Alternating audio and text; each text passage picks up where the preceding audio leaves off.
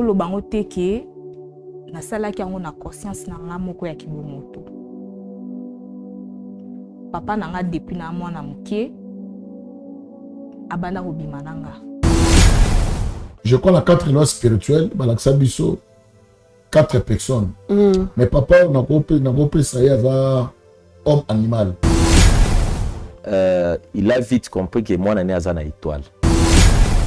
Donc na koma moi sinaï après liwa ya maman. Moni animal a cause même tata na ye, même maman na ye, maman pas cause même moi na ye. Puis à la moko ya descendance ya lignée ya malamu. Tindongo saka mwana muke. Papa oyo c'est un sorcier.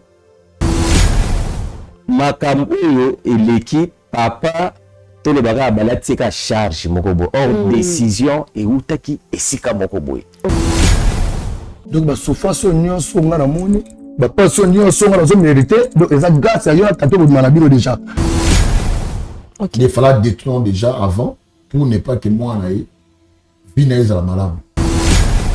So papa aza la droite ya koboya yango. Kuti mazani. Kuti Ils ont balana. Mais sans problème. Bref, autre woloba, c'est la sorcellerie. Pas jamais proposer là. Moi, il y a moi si, mon bal.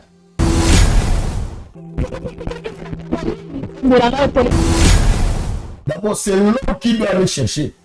Ce n'est pas la femme. Tiens, papa, bon, Oh, papa, je vais papa. Maman,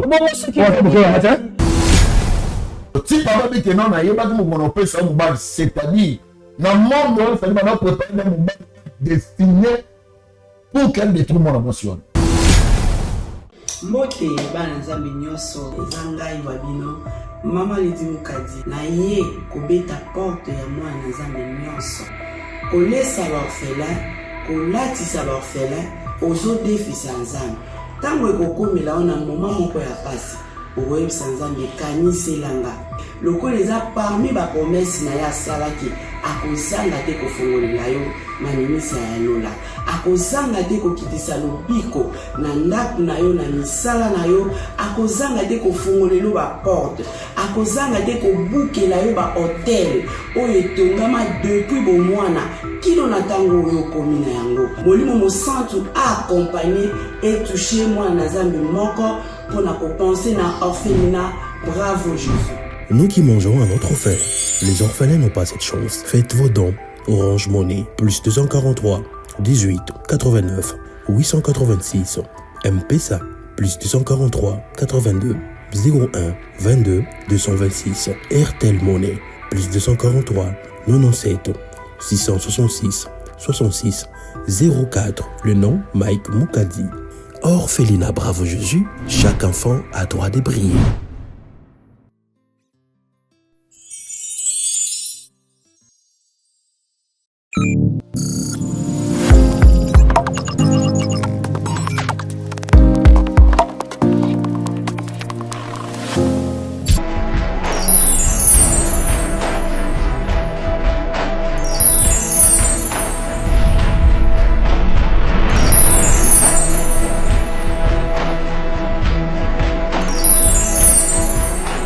Pendant 7 ans, moi la vie. Parce que jamais, ce qui moi c'était mon bas zobo tate, ndi yango ko tala keboka bwana. Eloko ni yo senga biso awa to sala nini pona to senga ko teni.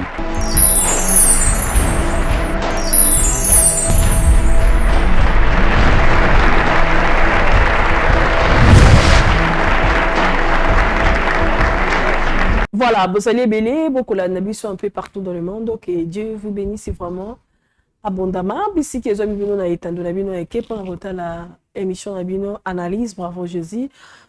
Cette émission nous permet de réalité où zoya après bande kokoya na kati ya émission ni ne komela ki bango peut-être moi basonga sunara ta plateau ezate mais biso to kolandela bango peut-être na bapel na bonde ba ko benga ko joa suivi ya évolution ya bandeko ndezo permettre tozongela bino wa pona websa bino ke ndeko boye tala situation na ye et comme boye. Merci beaucoup na Cordon Elise Nanduku ainsi que à Papa Monsolé, pourquoi pas, à Zara, pourquoi pas tout le monde qui me regarde un peu partout dans le monde. Que Dieu vous bénisse vraiment abondamment plutôt, soutien membre, soutien Bravo Jésus, Nzamba Pambola Bino, et puis Nzambe Alekana, Kopambola ba partenaire Nabiso, au Bazwa Mokano, Pendanga, ya ko contribuer à chaque fin du mois, Bosala Yango, Bolembate, Kozamala, Momingi, Nzamba Lola, à kozanga te na kokanisila bino pe à kozongisila bino ebele ba na biso azana vraiment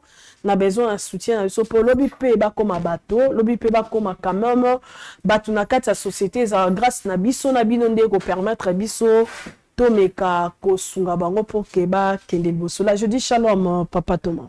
Shalom maman Wichi. Comment vous allez? Dieu fait grâce maman. Bonne tonga. Libota nzambe bazali malamu. OK. Et puis na biso pe toza malamu.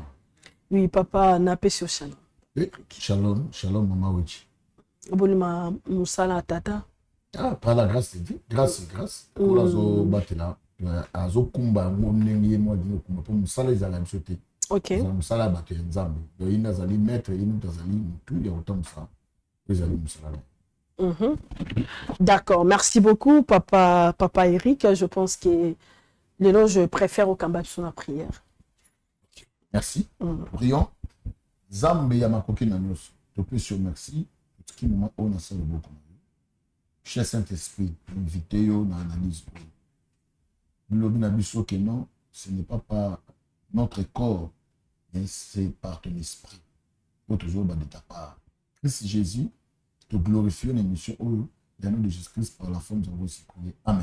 Oui, amen. Oui, papa Eric Nazuyo, banderoba oya jeudi. Ils ont à la plan. Afin de côté en analyse, vous pensez ni.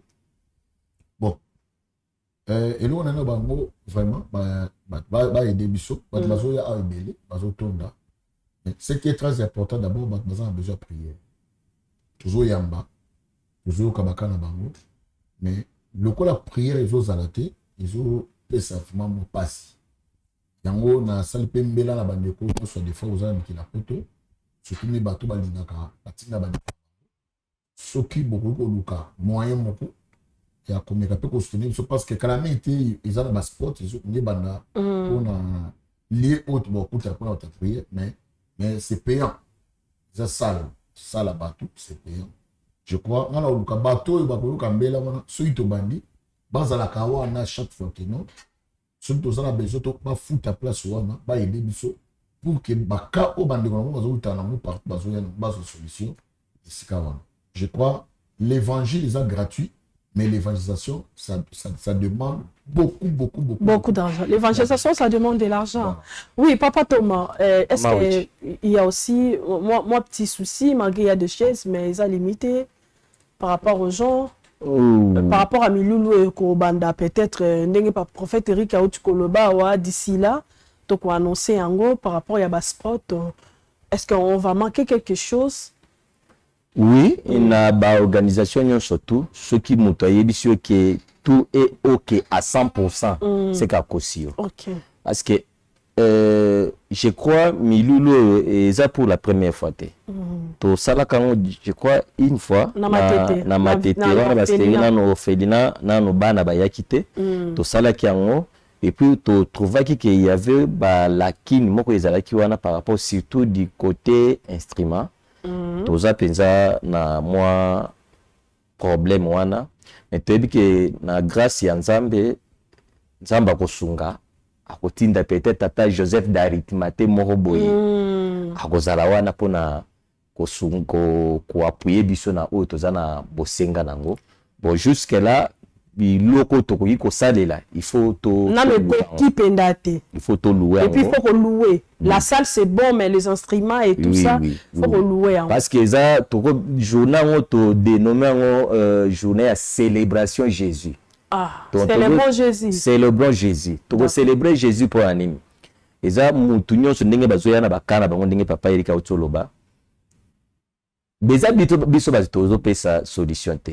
Mais c'est Jésus motozo pesa solution à travers biso ba instrument onzambe achena mokilio. Donc c'est à travers célébration wana mutunyo sozo ya na kanaye on prie ensemble biso to se soutenir na ba prière et puis muto aza faible biso ba fort to soutenir ye.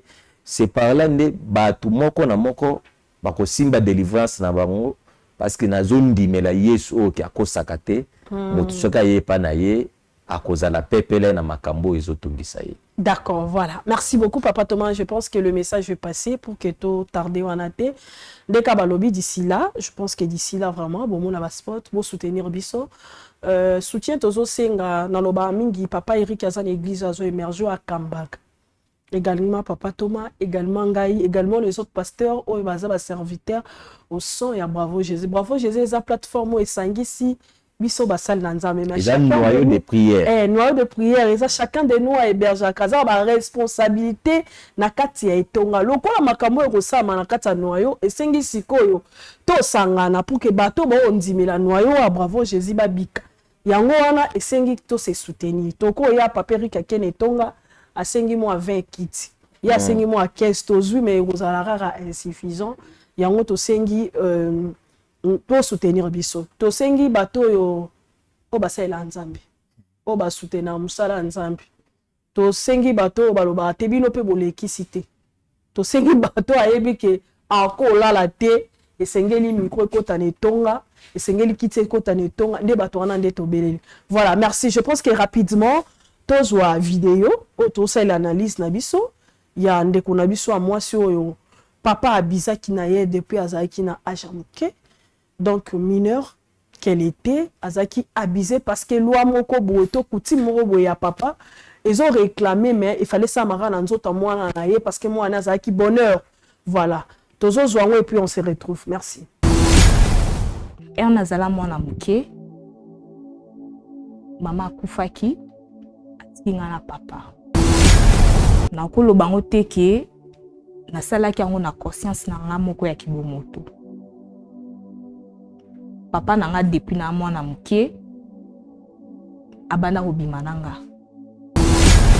donc nakoma moi sinaye après liwa ya maman quoi tindongo saka mwana muke donc ba souffrance nyonso nga na moni ba passion nyonso nga zo mériter donc eza grâce à yo tato obima na bino déjà on a fait le mot musala maman naza ezo bala na table ba kampe on a ba minene mais ba bengana musala sans problème.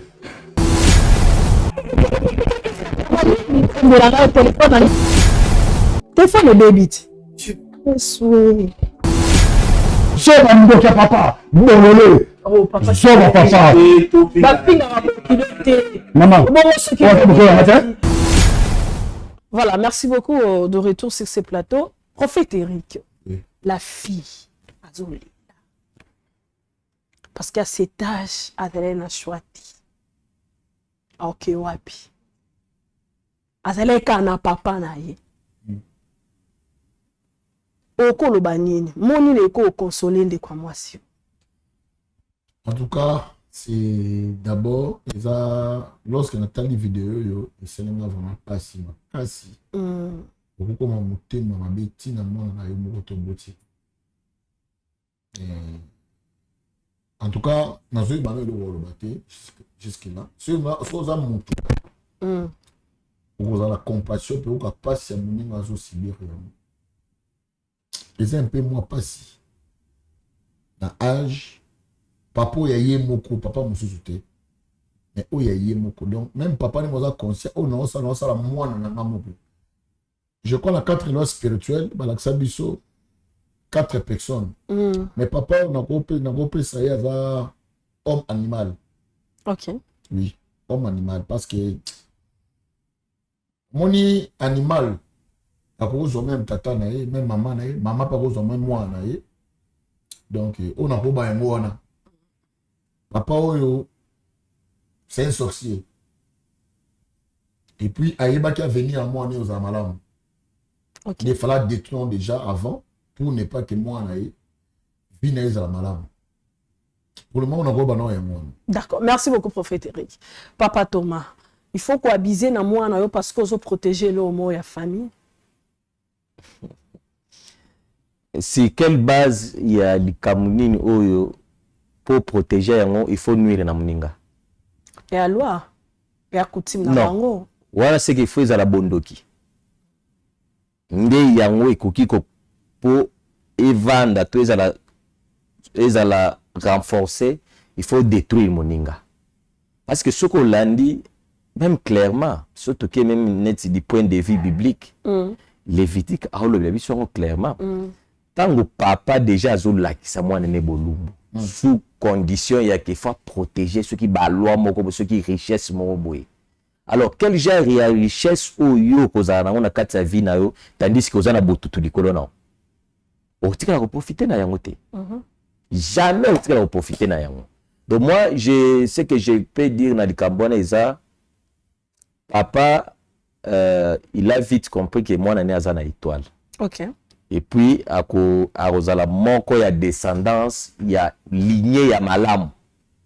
Deux fois détruire yango déjà dès na ebandeli boye avant que ba racine ya malamu ko sala progéniture ya libota ezala. D'accord, Papa Thomas. Papa Eric, moi je voulais un peu te faire comprendre qu'est-ce qui se passe dans le monde spirituel. Il y a toujours une condition qui touche au sang. C'est-à-dire il faut jouer à sang, soit au bomier, soit à côté de l'esclavagisme, soit à comme une langua, bilon moko tout autour parce que papa dit que ma fille a qui bonheur nangai. Et là, on est ça la mode spirituelle. Pourquoi bah c'est une condition? Il faut bimana ndekono, faut bimana yana yo, faut bimana mwana yo. Ok, merci beaucoup pour la question Tuninga. C'est une bonne question. Tu dis un monde spirituel. Pour que tu aies dirigé dans le monde physique, il faut d'abord dans le monde spirituel. Okay. C'est le spirituel qui dirige les physiques. Les physiques. On remarque ce qui a deux fois que spirituellement on les a portés. On peut remarquer que on peut utiliser comme aboye aux hommes tout le monde a ce aux autres côté. Tu vois même pas mon bakay belé mon tout le monde là qui mazono tando to zara pas na bango mais ça pour les couper c'est là maintenant que mutu azali capturer na monde de moko spirituel. Pourquoi va faire la vidéo pour ana OK logique. OK. Monde spirituel ba yebaka à venir ya mutu. Ba que ça malamu. Ya mo on remarque des fois ba c'est quand les loko oyo les a meilleur pour la lobby. Ça faut détruire yango lelo. Pas dans banini. Prophétie à Jésus ba yebaka yango. Mais vu que pour battre pour que ça complète fait directement on remarque ba ni d'abord pour détruire d'abord bana mike. De 0 à 12 ans. Bon détruire. On détruire bana batute, on détruire innocent. Mais là, l'objectif c'est que non, il est depuis par l'habitude. La profession, c'est que pas la carte. On va me parler de oyaye. La moi marqué tant papa on va c'est naie à coucher dans moi.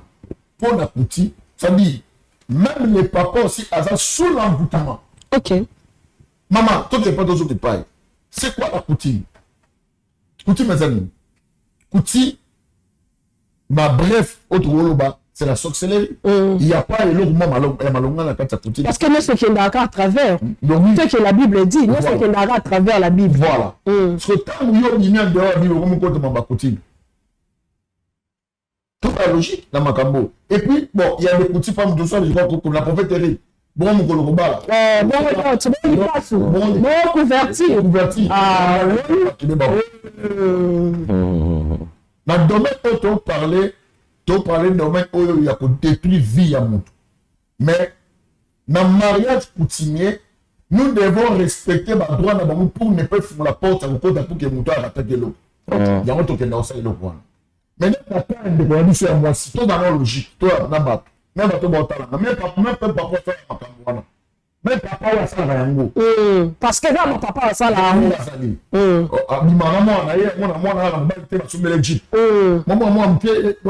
Mon père. Mon papouche. Mon papouche.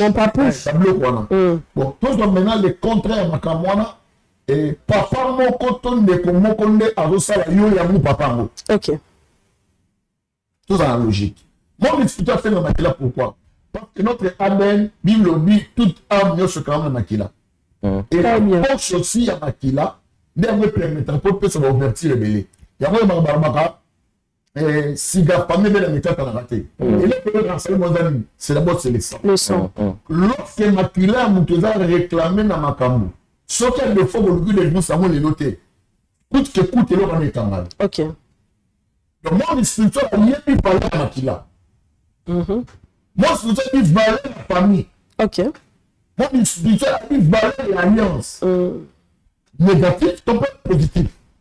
Positif, c'est ça, je dis, dans le bateau de Christ. Positif, c'est le diable. Parce que le diable aussi connaît valeur de ma campagne. Ok. Donc, on va faire, et pourquoi on fait un moteur toujours avec la tête de sa famille? Thomas, bassin la dizaine de points. Seul papa n'a pas la dizaine, pour la route de moi, c'est un banade. On peut pas rater la scène. Faut c'est un mois, mon sénat. Bah, yebi, l'obinaï. Alors, pour tout casser, parce que papa la bango, papa, pour te protéger, pour te bimana moi. Et papa Thomas, qu'est-ce que ça montre cosmique raison là où bah siégera pour détruire bah destinat bah c'est là que la fille a été détruite. Papa Eric, je crois, a épinglé déjà. Ok. Alors bien, tout nous sommes les alliés physiques et ils ont nos naissances dans le monde les alliés spirituels. Très bien. Donc, ma campagne et l'équipe, papa, tout le bagage a balayé sa charge, mokobo. Or, décision et où taki et sika mokobo. Ok. Soit disant celui-là ancêtre, moutoisa qui à la base il y a ba bilo qu'on a ba mobilio na basalaka. Donc il y a un des petits siko décision finale na bango ba imposer les yango. Ok. Donc papa a la droite ya koboya yango. Ok. Parce que à Sedaka déjà, a déjà connecté na bango. Oui, là je comprends la réponse à papa Eric. Place Plaza et Sali, je parle de ce monde-là, le monde cosmique. Place Plaza a décision à battre. Place va changer à battre, destinée à battre. Et ça rapporte il y a au fond à ma wapi. Lié à la famille, lié à la moto. Moi, on va mettre ça dans le bar. On peut côté la carte maman pour côté mais déjà ce monde on vit dans le prophète à lobby déjà va calculer déjà destiné à fille va devient et kaka porte ses états c'est là que je suis. Oui. Okay. Merci, une très belle question. Porte fondamento wapi. Porte fondamento premièrement na papa. OK. Parce que yende azali makila ya mwana.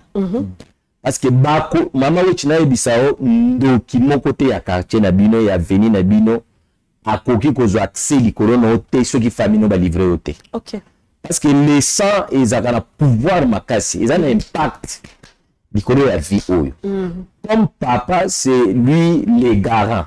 Azali maître autorité o akoki ko fonga la porte to ko kanga porte. Oh soki déjà papa a fléchir déjà.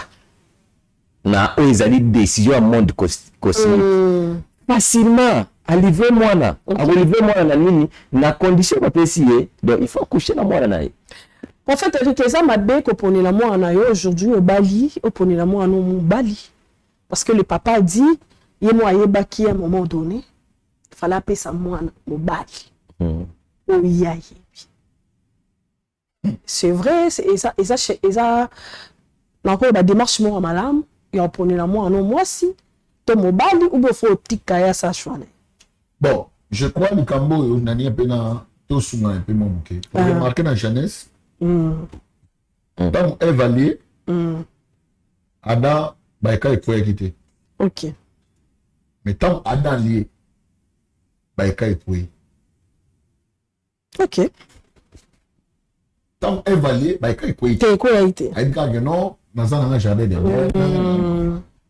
mais pourquoi tant kaka Adam lié baika ikoi biobi l'un et l'autre baika ikoi va reconnaître que baza bolong directement zambai tous abatu normal si ba olia na zambai zamba na mona te bolia zamba na wala olia non zamba ya tuni adada où es-tu abi je me cache pourquoi parce que je suis né.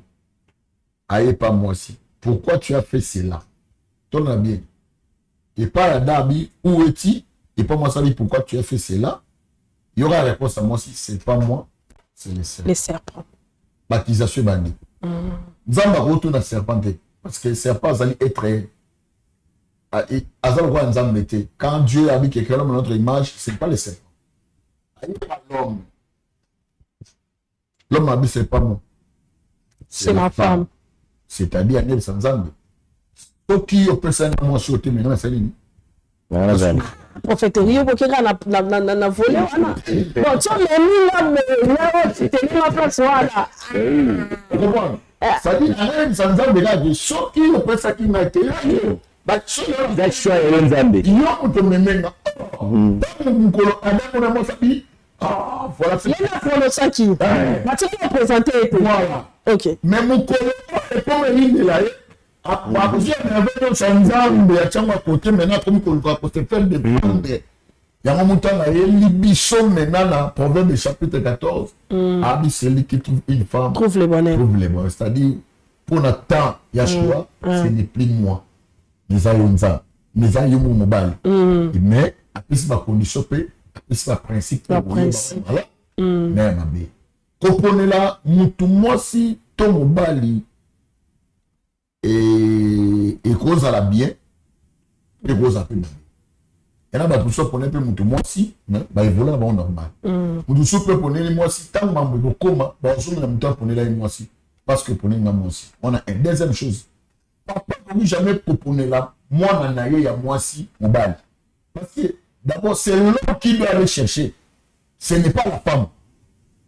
Donc si papa dit que non n'a pas de mon opé ça mobile, c'est-à-dire dans le monde, ça va préparer un moment destiné pour qu'elle détruise mon émotion. OK. Donc, papa dit, n'importe na yeba. Ah, oui, maman, na yebi tani na opé mobile. On opé mobile. C'est-à-dire, mobile, na opé ça. Entre guillemets. C'est-à-dire, à yeba qui, et lorsque, qu'on a tout décidé, tout opé ça maintenant, il est là. Mais il faut pas me baigner à Bango, ça dit. Oh, ça va la lumière là-bas. La spiritualité et la négativité. Parce que, ce que l'on dit bien, moi aussi, papa n'a pas dans l'hôtel. Hôtel est contre la montre hôtel, ceux qui offrent des athées. Ok. Moi, c'est-à-dire, ça y est une offrande. Une offrande. Pour n'a papa. Après, ça a été, on a sacrifié. Tu vois? Une offrande, vous avez bien destinée, et pour la papa, pour la maman, Poutine. Il peut bien la carte famille. On remarque pas la base de l'île de Bakoufa.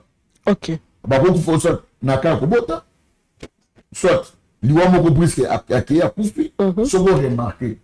Ça dit, papa, on a émarqué l'ONI, on a une décision pour qu'il n'y ait pas moins aussi. Je ne pense pas que partager même ma vie avec le prophète Eric dans la Bible. La vie Abraham. As-tu dit serviteur qui est composé à la vie? Je crois lui n'a partagé la vie, tu l'as partagé. Est-ce qu'on s'en partage même avec? Est-ce que là comme place one? Aussi Namboka wana la ville tena kata ville. Merci le Bani Abraham.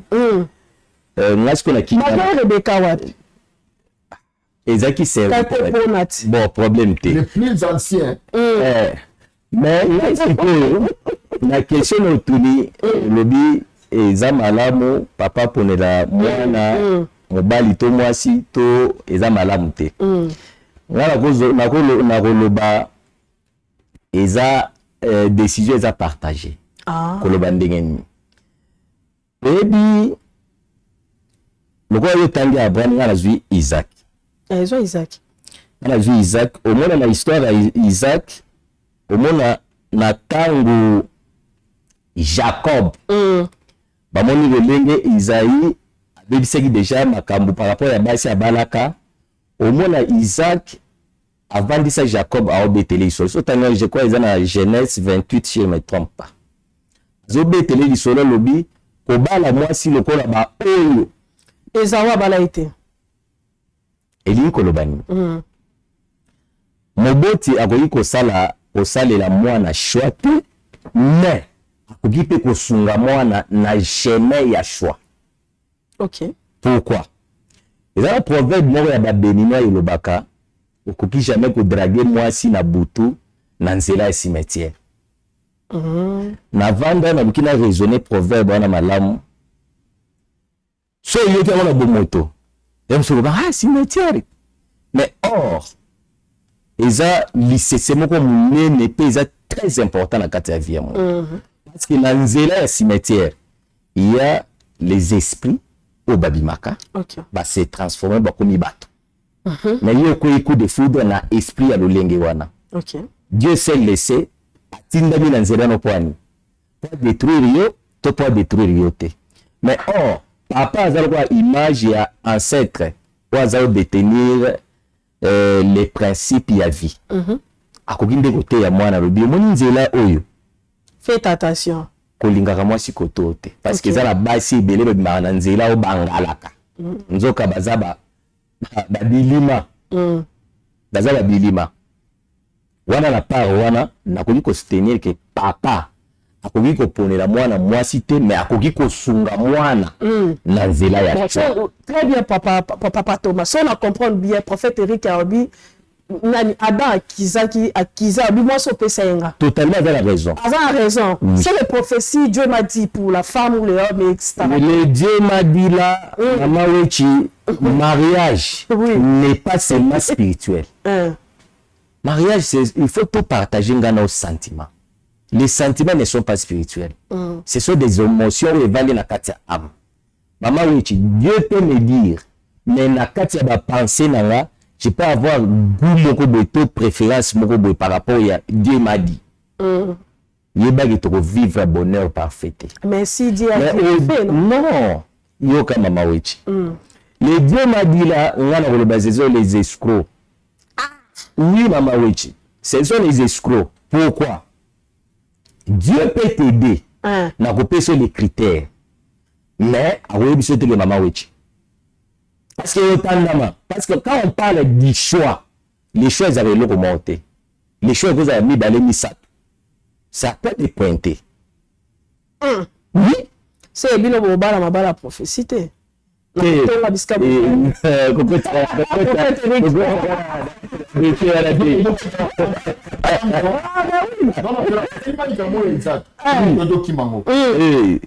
c'est comme Abraham.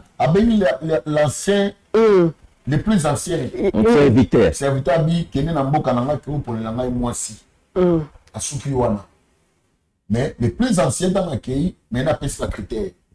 Où y a combien ça? Bando ça basi. C'est ça que j'attendais c'est vrai. C'est les critères. Parce que non que les mboka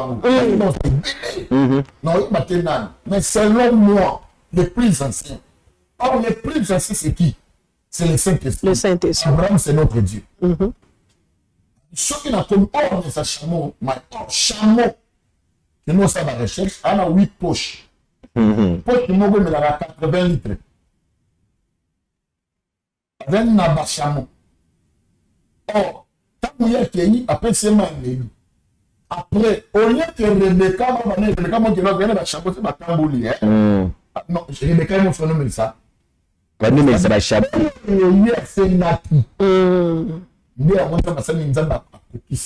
Ok. Donc, la chemin il y a des critères où il faut au sein par Nzambe a sounario. Ok. Pour que tu aies des critères.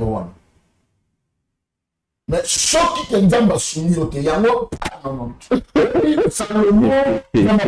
Ah. Ça dit, nous tous, moi, si même.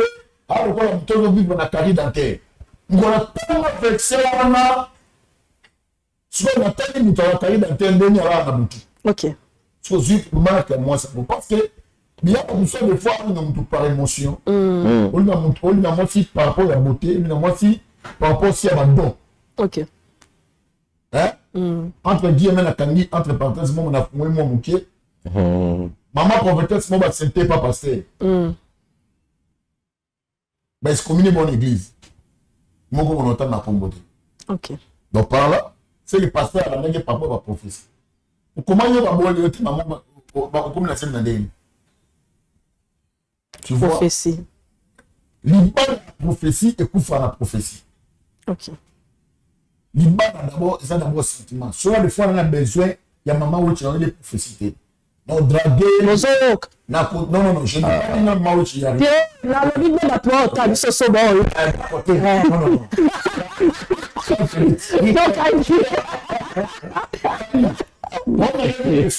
Papa on est là-bas, non, c'est un critère. Papa est ministère. Papa me semble non ça. Papa on est dans Zambo. Je crois que tu me l'as taxé à mission. Bon, pas la camp. Ah oui, hein. Ça c'est la question on a payé Netinga na Tondi. Mais la vérité que Liban est parce que Bakbala Mali la prophète Mali c'est mission et mal ici. Il faut attendre un critère ni à moi si on remplir. Esprit, on s'appelle la ministère. C'est lui qui trouve une femme, trouve le bonheur. Le bonheur est où tu n'es pas moi si tu n'es pas mobilité. Et le bonheur est dans la non. La moni pasteur bienvenu à Boga, peut-être on a parlé, on a besoin de quelqu'un. Non, il faut papa, il faut mon abonné. Ça dit pas mon bandit. C'est ça dit il faut ça dit il faut moi tu m'as apporté bonheur porter bonheur mais moi on est pas la matinée là tu veux bonheur ah voilà le mabiso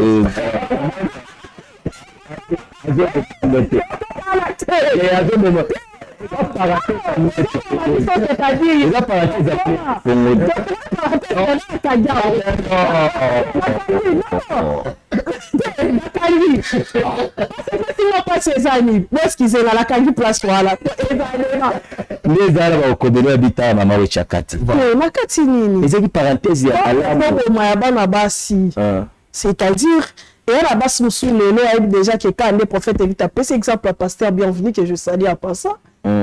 Azarana moi yo ebika. Moi petit dans ça calculer. Et bon comprendre là moi pour Nazarana monde on peut ça calculer déjà que le no yawa no sima wa. Ma solo ça bien. Moni. C'est tout le monde ça se peut pas apporter bonheur. Bon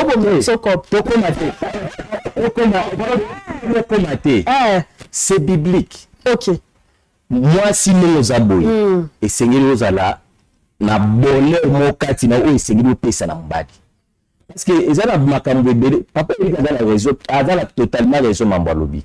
Ezala basi ebele so tuni bokamana mbali no pour dire ah après pesa na bonheur ta tina ina libala wana bonheur ata moko te.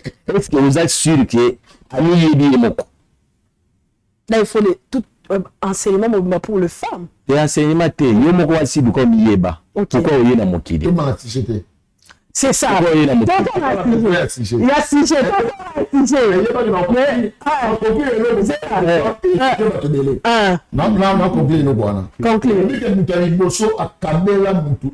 C'est la femme.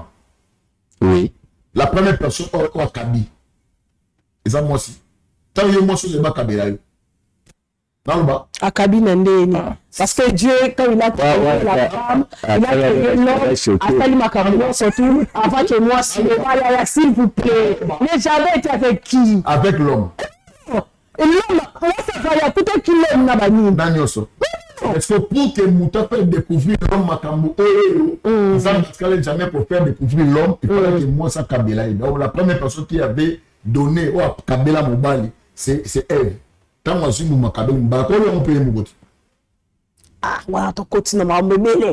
On va aller plus tard parce que tu n'as pas fait là on me fait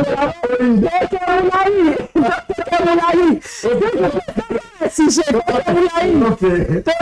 comprendre bien ça tous en quatre ça la salle il y a quand tous ça la makambu il y a toujours des choses qui se passent. Papa Thomas. Oui maman oui. Moi ce qui m'a fait mal dans quatre solo les ali que la fille tant oiseau la zone à chaque fois son on a lia toto chatar provision il faut que je rentre chez mon père pour coucher et puis na quelque chose parce que les garçons en question azalé ne l'autre côté non il y a la deuxième volet question pour na mobile papa et papa Eric na ni na secret maison à kata 500 autres en master qu'est cette force là. Merci beaucoup. Pourquoi papa profiter et sangana moi na pour lui donner de l'argent? Mama wechi ezana iloko mo wesengeli oyeba wesengeli pe bandeko bayeba. des fois on a un rapport sexuel comme les solos. OK. Mais or, ce qui tu analyses scientifiquement parlant, le bal il faut perdre des calories. OK. Mais la perte de calories, il y a aussi connexion qui fait ça les mawana. OK. OK. D'où la ko qui n'est qu'à point moko eko kendeli. Yo il faut toka, on va il faut toka. La sueur là et la connexion moko wana. Donc effet déjà qu'à première fois tant papa coucha kana ndeko na biso ya mwasi, il y a une force et ça qui déjà créé la kati ya mwasi. OK. Et rendre mobali ndako inapte. Wow. Du point de vue ya mbetu, du point de vue ya makambo nyonso. OK. Donc mobali excusez-moi pour le terme, donc bakomisa ye quoi chiffon akoma pepele. Parce que spirituellement azo appartenir nulle part. Donc il a déjà été étouffé na force ezaki supérieure que ye. OK. À travers papa. Donc mobali akoki ko agir te, akoki ko sala le côté parce que na misu ya papa to même na domaine ya mariage azaki déjà effacé. Parce que fait ya mutu mususu nde mutu akoti na kati ya bilanga o to ndenge eza lié très sain o eza réservé na bango mibale. Mais eza nde mutu o ya bimisi molonga bino na mokili yende mutu azo découvrir yango facilement à ôter na pouvoir ozala na ndi corona autorité na bo ki mobali et longwe ils ont mis dans côté mususu. Très bien papa Thomas, papa Eric, les garçons ont les là tant yo ka secret qui est n'a commis boy par rapport à papa Thomas lobi qui ba jouer boy. Vraiment est-ce qu'il fallait garçon ayebaki ko tout na moi cité na première leçon na bon ba secret, c'est très important de s'échanger na kata ba penser na biso ou bien sur le plan spirituel les garçons il fallait checker moi si spirituellement pour ayeba quand même il y a des lois et des liens au kanga qui moi si yango on a à chaque fois ba célibataire ba na biso chose a besoin au ba la moi si la première fois il faut avoir l'information à la personne qui va. Très bien. À part bolingo vous avez l'information parce que tant beaucoup de mariage ça pour les meilleurs pour les pires mais les pires est que où me la tête les pires est cause à la par rapport à circonstances mais pour que l'autre on avec un bâti voilà parce que à des fois abani comme une na force na peut-être il y a une chose des fois peut-être il y a une chose des fois il y a les garçons sont une chose des fois une super des fois bah il faut se faire condamner on peut faire même peut-être des alliés on a ça la kalaté culpabilité ça dit moi sur la moi c'est mais moi finalement vu aussi avec la conscience à mon côté maman si tu es inconscient totalement oui on va ça la tête parce que Azaï doit sous l'envoûtement. OK. Si on a une décision on va se dire l'envoûtement. C'est-à-dire bah quand le coin non ça là. Non pas la loi. Quand les temps solitaires nzambe ko na bia mu. Nzambe même à quoi ça va voir le. OK. D'accord prophète Eric liba la bongo. Bakabwana basa ensemble. Tellement là faut comme on. Bakabwana tenez parce que papa wa boti moi si papa bokilo na yo. Abi mariana moi si pas c'est bon. OK. Liba les athées. Liba les athées. Oui, et là pour tout c'est la malédiction quand on a malédiction. Parce que via Bongo et c'est une belle coupe. D'abord chez nous, les Balouba, mon bal est en Bicate. C'est la mort. Ça peut donner à la mort vivant. OK. Papa Thomas, maintenant, tu as encore récupéré Baron, non? Moi, c'est ton mobile. Merci beaucoup, Maman Wechi. Question, mon piège. Tu as récupéré Baron? Oui. Mais tu n'as jamais pour récupérer Bazongana. Non, je parle sur aide spirituelle. Oui. OK. Donc on récupérer Baron. Parce que au-delà de tout, il y a une force où ils allaient négatif, où ils allaient supérieur que les Kabango, où Bango Bakoke pour maîtriser. Ndé Moutou, ils à la base, il y a Makambo Nyonso. C'est question, il y a Kosambe la Pona Bango, Balikana délivrance, la dame, maman. papa plutôt baleki na délivrance et puis nzambe na biso lokola loboko nezaka mokuse te facilement akoki kokangola bango papa toyebi te point de vue na ye toyebi te non aza na point de vue ka ya bandeko mibali wana parce que tout ça eza vraiment très important pour na récupérer bango mais na ko appuyer pe likambo papa Eric alobi ya relation na bango eza relation moko oyo eza la vérité pourquoi eza la adage moko elobaka on ne tombe jamais amoureux d'une même personne deux fois. Ok. Et l'inkolobake la deuxième fois tant au kanisi qui ozo zonge la moutouan nzo que ça va souvenir ya moutouan ndi ezo la parce que déjà leti di kambo o ya papa ndenge déjà découvert. D'accord. Et très gravé na mémoire ya moutou. Okolo na bo sani na limbisi na ngai soki ka omoni moutouan na mama wechi. D'accord, merci beaucoup Papa Thomas. Rapidement, 2 minutes ou 1 minute par rapport à Bandeko, on s'est retrouvé dans la situation à part Bandeko Baza qui est plus prophète Eric Azumalo. Bandeko s'est retrouvé dans la situation où na dit que ezobima charge boko munene pa na yo ozoye bate okobandela wapi okosuka wapi peut-être batusuki bayoki tout ça papa to mama ozolanda ozana likambo yo il est grand temps ozonga na les bons chemins parce que ekozala mieux okotaka lola na vie moko sain tenda kibobola peut-être ndenge ozokima yango wana ke ozala na ba richesse ebele okeli felo. OK. Parce que tout ce qui est autour sala oyo ce qui est hors les principes de Dieu donc tobimi déjà ba opposant ya Nzambe. OK. Donc on ne peut jamais bénéficier na oezali bénédiction oezali lignée ya alliance Nzamba tindi ndenge Jérémie 29 ezoloba.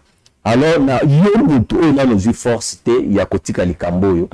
Zo mukolo lelo comme lokola Nabi Malokola Jean-Baptiste na kata désert na obelela. Okay. Il est grand temps. Yesu azo ya kala mingite. D'accord. Tikanzela wana yaka epa Yesu akokangola yo na nyonso ezali ba faiblesse na yo.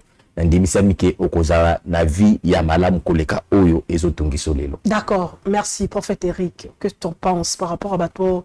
Bon, on s'est retrouvé dans la situation de on a traversé maintenant à Mobali puis à Moisi. Je crois, je crois que Thomas a déjà tout dit. Là, on a dit que si on moni, on a dit que on a italien qui est OK lui fait le. Si on a dit que on a besoin de répétence. Et chance c'est bakangate, chance non ya chance c'est voir où qu'il y a voir les alifs. Papa to maman to ndeko ozo la biso, oza na makambo ozo sala to papa na sala kwa ngo. Parce qu'il y a beaucoup de jeunes filles dans la voiture, ils sont belé dans la voiture. Maintenant, papa, moi, boutier. Moi, la jeune fille a comment ma maman, elle sait que maman a fait niaïba. En tout cas, ma soeur, les vitiques, ils ont mis mon bolumba tata dans sa malédiction. Ok.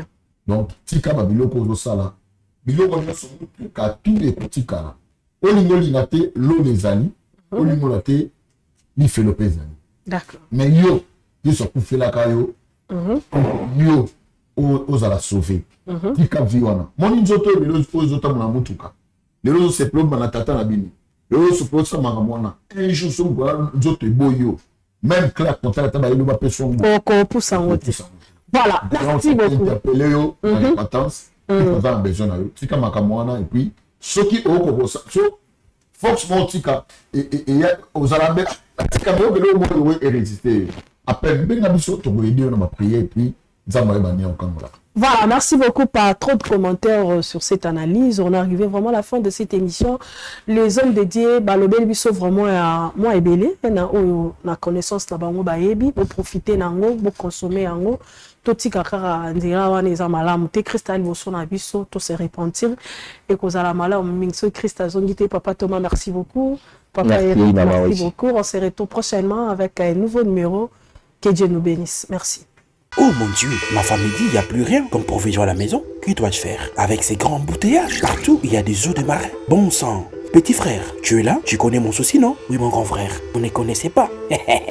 Chez Bissou Wendy, un grand marché qui vous rapproche. Composez le +243 89 01 22 226. Désormais, achetez de maintenant chez nous avec toute facilité et fiabilité. Commandez et vous serez servi dans les minutes qui suivent. C'est rapide. Aussitôt commandé, aussitôt livré. Waouh! Merci chez Bissou Wendy. 2 articles comme sac de farine, sac de manioc, sac de maïs, sac de riz, sac de semoule, carton de poulet, carton de poisson salé et tous les aliments de votre choix. Cela ne suffit pas. Nous mettons à votre disposition même le matériau des constructions comme sable, sac de ciment, barre de fer, tuyaux, béton, bois et tout consort. Chez Bissou Wendy, un grand marché proche de chez nous.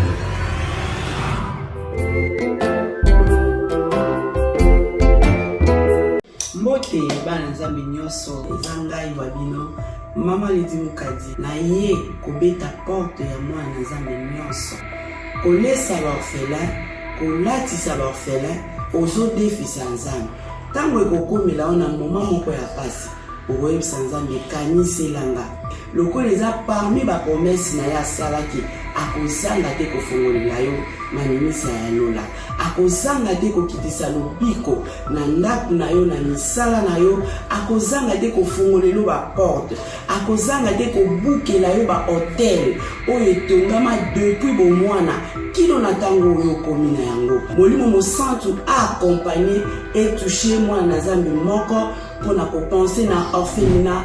Bravo Jésus. Nous qui mangeons à notre faim, les orphelins n'ont pas cette chance. Faites vos dons. Orange Money, plus 243 18 89 886. M-Pesa, plus 243 82 01 22 226. RTL Money, plus 243 97 666 66 04. Le nom Mike Moukadi. Orphelinat Bravo Jésus, chaque enfant a droit de briller.